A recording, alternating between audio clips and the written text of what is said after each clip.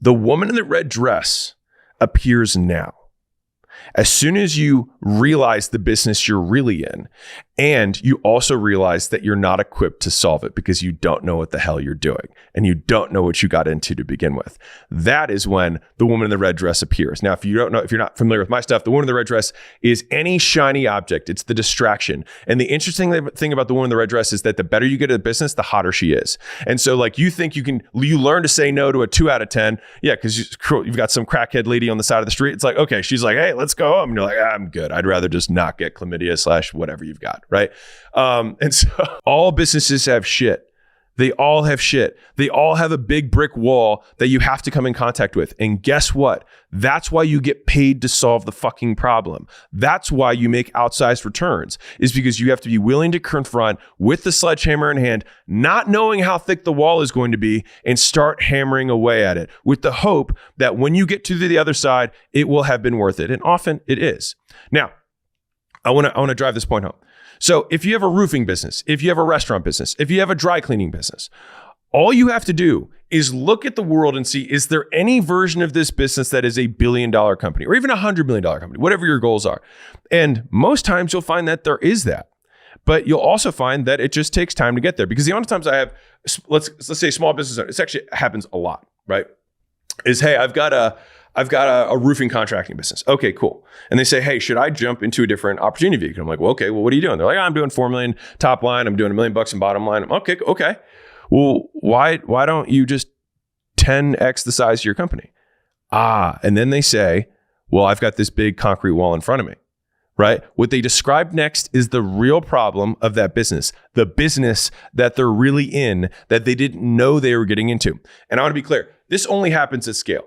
All right. So once, like, all businesses, like if you're new to entrepreneurship, you got to figure out the basics of everything. You got to figure out that a wheel is round. You got to make sure that gasoline is combustible. You got to make sure that there's some sort of engine. It might be a sewing machine in the beginning that's powering your car. It might be a remote control car that can only go 10 miles an hour. But like, there's got to be some engine, otherwise you're not going to get any movement, right? But when you start really wanting to achieve scale, there's going to be a big hairy problem. There's going to be a big concrete wall in front of you that you don't know how thick it is, and that is the work. That is where the enterprise value is unlocked. And the vast majority of the time, when we're investing in a company or we take over a company, we are just comfortable with the fact that there's a concrete wall and we're just going to chip away at it. And so a lot of the work that I do is actually expectation management with the team, is saying, yeah, this is going to take 2 years. Yeah, this will take 3 years. And they're like, wait, 3 years? I'm like, yeah. Well, I'm in this for, let me put it this way. If in 5 years we had $100 million enterprise to this business, is it worth it? They're like, well, yeah. And I'm like, do you think we can solve it in 5 years? I'm like, well, yeah. But then guess what they don't do?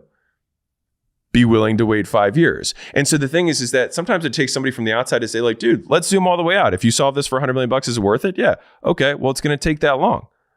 Oh, and then things start to settle. And then you get less frenetic energy. The amount of wasted effort for entrepreneurs that goes into this ideation of what else they could be doing with their time or with their skill sets, honestly, it's like, great analogy. It's like being single versus being married. All right, hear me out. Is that when you're single, at least for me, when I was a guy, I would say 30% of my time was, I'm being generous, maybe 40% of my time, might have been higher. Anyways, I'm not getting into it, was allocated to like the idea of chasing tail. So it was like, man, what if that worked out? What if that worked out? And I'm spinning multiple plates. I'm doing lead nurture, right? I'm working the pipeline. I'm planting seeds. I'm making a quippy comment. I'm responding to a story, whatever. And so I'm working leads. And so as I was doing this, right, all my attention was going to possibility, was to potential, was to what if, right? As soon as I got married, the biggest gift that marriage got me was it got me 30 to 40% of my time back. Was I didn't have to think about this. Like, this part of my life was not done, but like solved. As in, like, I'm going to be with Layla. Cool.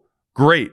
Now, all the extra tension that used to go to like possibility in terms of who else could be goes back into the main thing, which for me was business. Now, within the business, it works the same way. Is that I think most of you guys are dating your business, but you need to get married to your business. You guys are trying to have friends with benefits with your business, trying to go on dates, maybe date a couple other businesses on the side, have some side chicks, and then you're wondering why your relationship with your business isn't that healthy. If you go all in on the business will go all in on you. And I promise you, it's just that The guy who's beating you right now, he's just committed. He's just married. He's just married to the business. He's like, if it takes me 5 years, it takes me 5 years, but like, where am I going? Like, I'm in this. I'm in it for the long haul. And he sees what the value of a 30-year marriage would be, or a 50-year marriage would be with his business. And so if you know the business you're really in, which you usually find out a couple years into the business, which is once you solve the basics of business, you realize, oh, this is the big hairy problem. And then you don't know how long it will last, but I promise you that someone else has solved it. And I promise you that they weren't super geniuses. They just were willing to commit. They were willing to swing the hammer at the wall for a very long period of time and willing to zoom out and say, I can think in 5-year increments. And do I think that if I put everything I have and not get distracted with the woman in the red dress, not have the side chick, not have these other businesses I'm flirting with that I'm keeping warm on the side, these networking lunches for this guy I might do a partnership with, even though it has nothing to do with this business because he says, hey, you're good at this, I'm good at this, we could do this thing together. None of that. And just being like, no, I'm just going to keep slamming at this wall because if I just get this one thing right, if I just break through this wall, I will unlock all of the wealth that I've ever wanted. But there is a big, thick, massive, gray, boring wall between there and where you want to go. And it's just who's willing to keep swinging the hammer for a long period of time without getting distracted and without thinking they're smarter than they are. Keep being awesome. Fucking slay. Love you all.